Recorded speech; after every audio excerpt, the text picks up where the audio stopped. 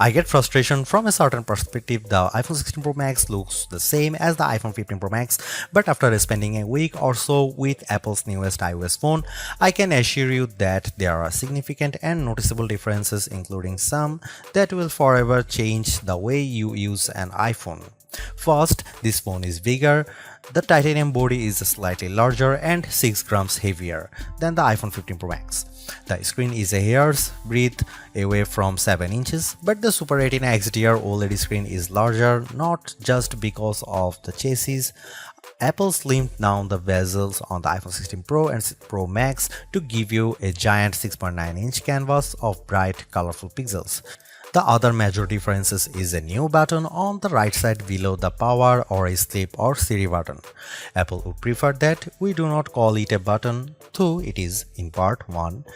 You can press the recessed camera control button down and it moves, but it also has a haptic response that makes light presses feel like the button is moving. It even includes gesture recognition. While the new button's name and its primary utility speak to photographic pursuits, this is a customizable control that will soon offer one-press access to Apple's new Visual Intelligence Object Identification feature. On the inside of the iPhone 16 Pro Max is a faster and more efficient A18 Pro. It's not hugely different from the A17 Pro that came before it, and most customers will never tap into its true power, but it's clear to me that Apple's Pro line of smartphones are more than ready to live up to their names. If there was ever a pocket supercomputer, the iPhone 16 Pro Max might just be it. All this hardware is in some ways no more than a vessel for Apple's next big thing, Apple Intelligence. However, Apple's own take on AI is also the greatest source of frustration, as it's far from complete. In fact, early iPhone 16 customers won't see much of it at all unless they install an iOS beta. Features like writing tools, a prettier and somewhat smarter Siri, summaries of long emails, and Photos updates such as creating your own memories based on a prompt should show up soon after the iPhone 16 Pro Max starts shipping, but other features are essentially to come. There is no image generation, Genemojis, ChatGPT integration, or support for languages other than English, and Siri has yet to display any of its existing personal context capabilities, which might be Apple's secret weapon when it comes to winning the AI battle. Siri with Apple Intelligence will eventually be able to use what it knows about you from all your information on the phone to better help you get answers and get things done. All of this might show up this year or it might be next year, and that fact puts a little damper on my iPhone 16 Pro Max enthusiasm. If you are not buying this new iPhone for Apple Intelligence, then allow me to direct your attention to the formidable camera array. While it's not entirely new, there is a new and faster sensor behind the 48 megapixel main fusion camera, and the ultrawide makes a leap from 12 megapixel to 48 megapixel. The 5x optical zoom is mostly unchanged, as is the 12 megapixel true depth selfie camera. There are, however, myriad new imaging and even audio tricks that I'm certain every iPhone 16 Pro Max owners will love. There's 4K 120fps videography that can, via a new speed tool, be stopped down in increments to give your videos a truly cinematic feel. There are also new audio mix tools that, in certain environments, can add studio quality to audio that wasn't captured with a microphone. Apple has also added some new image styles and undertone controls that I'm not sure will get as much use as Apple would prefer. If you are asked to me, the choice between the base iPhone 16 and the iPhone 16 Pro Max is simple. You gain a ProMotion display, a 5x zoom camera, and Apple's most powerful mobile chip. The differences between the iPhone 16 Pro and 16 Pro Max, however, are more subtle this year. There's the screen size, 6.3 versus 6.9 inches, and the battery size, which results in at least an hour of extra battery life, and that's essentially it. The 5x Tetra Prism lens is now on both phones. Perhaps the only other notable difference is that iPhone 16 Pro starts with only 128GB of storage. In short, I love the iPhone 16 Pro Max. It's big, powerful, and for everything. Yes, I was playing a console level game on it using an Xbox controller because I can. It takes lovely photos that, even if you choose not to try out, the new styles and undertones are clear and color accurate. Apple Intelligence, which I accessed by installing iOS 18.1 developer beta, is a nice start with some cool features, but it's not yet a compelling reason to upgrade. I feel similarly about the camera control button. Don't get me wrong, I like the new button and I think it's full of untapped potential, but there's almost a bit of competition now between the 1-year-old action button and this new, arguably more sophisticated one. Those who buy any of the new iPhone 16 models will probably get a lot of use out of the camera control button and wonder how they used their iPhone without it. In the meantime, the action button might sit unused until Apple eventually shows it the door. It might seem like Apple's phone design strategy is now why mess with a good thing. In some ways, that's true. The iPhone 16 Pro Max doesn't stray far from the aesthetic first established with the iPhone 12, but also carries forward the myriad challenge made over the last few generations, like the smoothed out edges and new action button which replaced the silent switch on the Pro models last year. Its dimensions are close to those to the iPhone 15 Pro Max but enlarged by a few millimeters here and there. The 16 Pro Max is 163mm by 77.6mm by 8.25mm and weighs 227 grams. That's 6 grams heavier, 3.1mm taller, and 0.9mm wider than the iPhone 15 Pro Max. If you are comfortable holding and using the iPhone 15 Pro Max, I suspect you will have no trouble with the iPhone 16 Pro Max. I can't say the new phone felt substantially larger in my hand, but I do notice the difference in screen size. The bottom edge features microphone and speaker perforations, along with a USB-C port that, with the right cable, can support Thunderbolt 4 data transfer speeds. There's also a speaker slot along the very top edge of the display. Together with the bottom edge speaker, this phone can produce undistorted room-filling sound. Highs are sharp, mids are strong, and bass is good for the device size.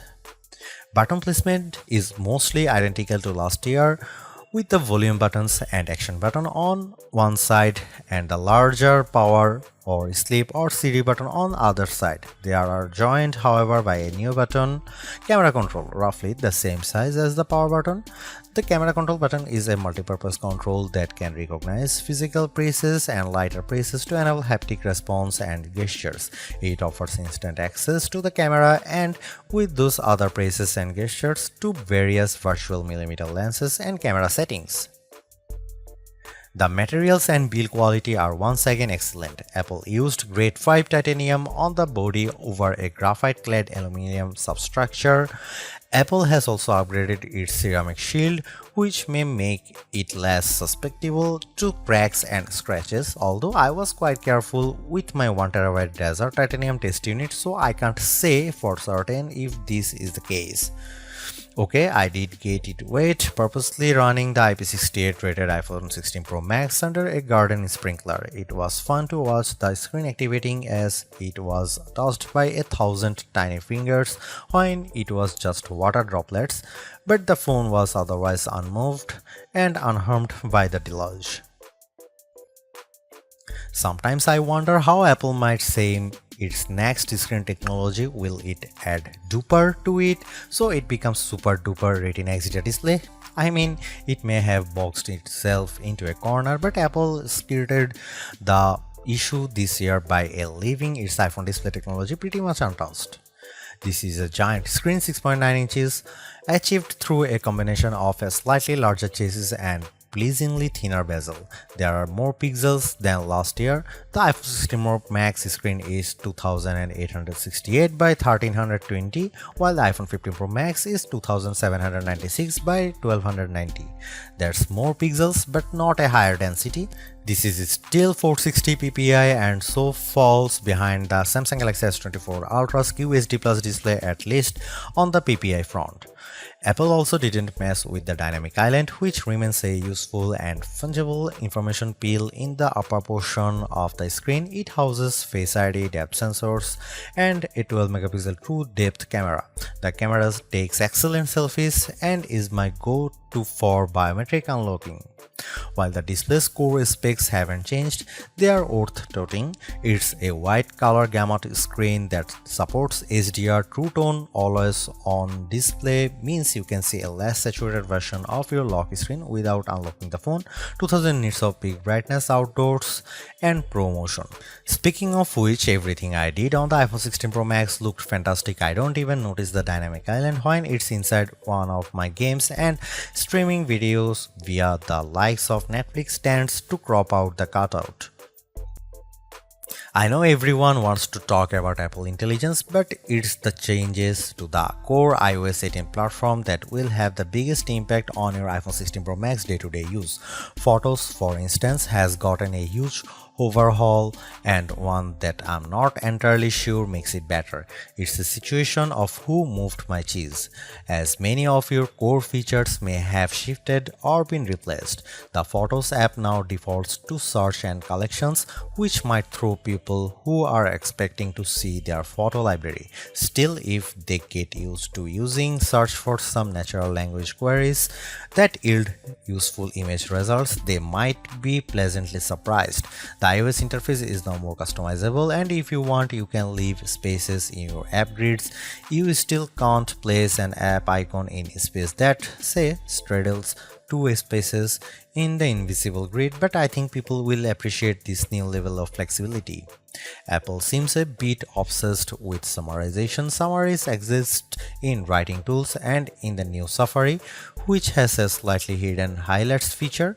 Look for a tiny hamburger menu on the left side of the address bar. You can use that to turn it on, and it will take, for example, a lengthy New Yorker article about Ronald Reagan and condense the thousands of words into a paragraph summary. Impressive. So, I worry that such a boil down might leave out important nonsense. There's even a new passwords app that consolidates and surfaces all the password feature Apple has previously hidden in features like keychain. Now you have an easy to access app to manage sometimes confusing password and security word. One of my favorite new iOS 18 features is Math Notes. Inside Notes, you can scribble any question, and when you put an equal sign at the end of it, Math Notes automatically solves it and writes the answer in what will look just like your own penmanship. It's a smart bit of machine learning. None of this is as sexy as Apple Intelligence, but this and the myriad of other changes coming with iOS 18 might be more readily practical than what you can currently do with Apple's AI efforts. Apple's 13-year-old digital assistant has burst out of its floating bubble, and now when you summon it, takes over the whole screen. I switched between calling Siri by name and using a long press on the power button to call it, and each time the entire screen was encased in a beautiful multicolor glow. The display almost appears to flash when you press that button, and when you make your request, the screen pulses in response. Siri really seems more alive than ever. This, too, might be the most exciting part of the update. Apple Intelligence features that give Siri access to information about you on the phone to make its responses more contextually relevant are not here yet, nor are app insights that might help dig into applications to enable features and actions. Instead, we get a Siri that is somewhat better at handling the ahs and ums that sometimes happens when you are trying to craft a Siri prompt. I found that Siri can understand some confused talk, although if you are nearly incoherent, Siri will be lost too. Siri did well on some question and was effective at opening the FaceTime camera when I said I wanted to take a selfie. It also did well when I asked how I could share my Wi-Fi password, returning a concise step-by-step guide. One other nice Siri update is the text to Siri. All it takes is 3 taps on the bottom of the screen to open a Siri window in which you can type in your prompt. It's a nice, discreet way of getting the answer or help you need.